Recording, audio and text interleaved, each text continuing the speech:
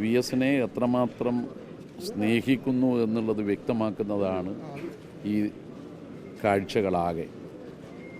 ഇന്നലെ രാത്രി ഞങ്ങൾ വളരെ പണിപ്പെട്ടാണ് AKG പഠന ഗവേഷണ കേന്ദ്രത്തിലെ പരിമിതമായ സൗകര്യങ്ങൾ ഉപയോഗപ്പെടുത്തിക്കൊണ്ട്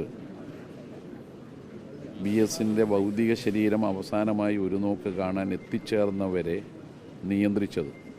അവസാനം രാത്രി 11:30 മണിക്ക് മൃതദേഹം അവിടെ നിന്ന് വീട്ടിലേക്ക് എടുക്കാൻ എല്ലാവരും സഹായിക്കണമെന്ന് അഭ്യർത്ഥിച്ചാണ് ജനങ്ങൾ അതുമായി സഹകരിച്ചത്. തീർച്ചയായും വി എസിന് പകരം വി എസേ ഉള്ളൂ. അടിമതുല്യ ജീവിതം നയിച്ച കർഷക തൊഴിലാളികൾക്ക് അവകാശബോധമുണ്ടാക്കി കൊടുത്ത ഒരു പോരാളി.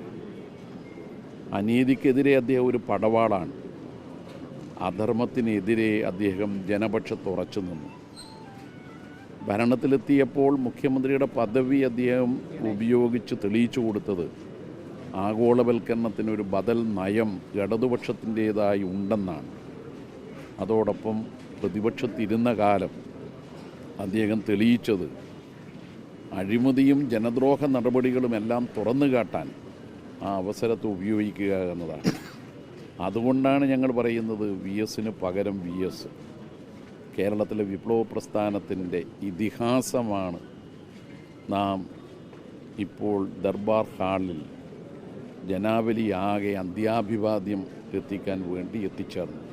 സഖാവ്, ഇപ്പോഴേ വലിയ ജനാവലി വരുന്നുണ്ട്. ഇപ്പം രാവിലെ മുതലുള്ള സമയക്രമീകരണം പാലിച്ച് തന്നെ ആയിരിക്കും ദർബാർ ഹാളിൽ നിന്ന് ആലപ്പുഴയിലേക്കുള്ള യാത്രയും. 2 മണിയോടുകൂടി ഇവിടുന്ന് എടുക്കണമെന്നാണ് ആഗ്രഹിക്കുന്നത്. ജനങ്ങൾ ആ സമയം കഴിഞ്ഞും ഇവിടെ ഉണ്ടെങ്കിൽ തീർച്ചയായും എല്ലാവർക്കും കാണാനുള്ള സൗകര്യം ഒരുക്കി കൊടുക്കേണ്ടി വരും. അതോടൊപ്പം വളരെ വൈകി അവിടെ എത്തിയാൽ ആലപ്പുഴയിൽ ഉണ്ടാക്കുന്ന പ്രയാസവുമുണ്ട്. അപ്പോൾ അതൊക്കെ പരിഗണിച്ചുകൊണ്ടായിരിക്കും കാര്യങ്ങൾ ചെയ്യുക.